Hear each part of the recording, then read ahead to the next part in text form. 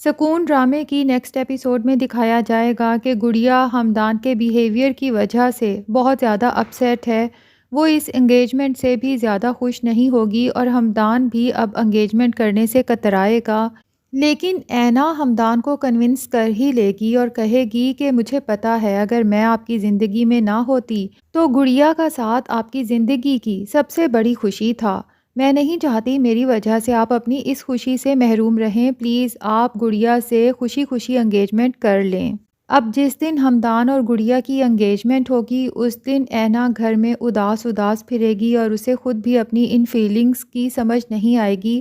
کہ وہ ہمدان کی انگیجمنٹ پر اتنی اداس کیوں ہے۔ ہمدان جب گھر واپس آئے گا تو دونوں ہی چپ چپ ہوں گے کیونکہ دونوں کے دل ہی اداس ہوں گے۔ ہمدان کو بھی اینا سے محبت ہو چکی ہے اور اسے یہ پتہ ہی نہیں چلا کہ یہ محبت کب ہوئی ہے، اور نہ ہی یہ پتہ ہے کہ اس محبت کا اظہار کس طرح سے کرنا چاہیے۔ دوسری طرف رضا کی وہی چیپ حرکتیں ہیں۔ اب وہ دیکھ ہی چکا ہے کہ نتاشا کو اس میں ذرا برابر بھی انٹرسٹ نہیں ہے، لیکن نتاشا کی خوبصورتی کو دیکھتے ہوئے وہ اس کا دیوانہ بن چکا ہے اور اسے یہ بات بھی برداشت نہیں ہو رہی کہ کوئی لڑکی رضا کو بھی اگنور کر سکتی ہے، جبکہ اس کا خیال ہے کہ وہ ہر لڑکی کے دل میں بآسانی اتر سکتا ہے۔ اب وہ وہی حربے جو وہ ہر لڑکی پر آزماتا رہا ہے نتاشا پر بھی آزمائے گا، اس کے قریب سے گزرے گا، اس کا ہاتھ پکڑ لے گا، لیکن نتاشا کھینچ کے تھپڑ رضا کے منہ پہ مارے گی اور کہے گی کہ مجھے اس طرح کی چیپ حرکتیں بالکل بھی پسند نہیں ہیں۔ ہمدان رضا کو سمجھائے گا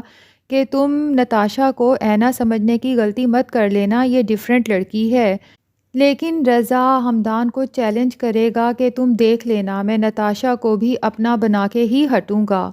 تو ڈرامہ کافی انٹرسٹنگ ہوتا جا رہا ہے۔ اب دیکھنا یہ ہے کہ کیا ہمدان گڑیا سے شادی بھی کرے گا یا پھر اس کو بتا دے گا کہ میں آلریڈی اینا سے شادی کر چکا ہوں، اور کیا رضا نتاشا جیسی پراؤڈ لڑکی کے ساتھ فلرٹ کرنے میں کامیاب ہو جائے گا یا پھر نتاشا بہت جلد رضا کو مزید سبق سکھانے والی ہے۔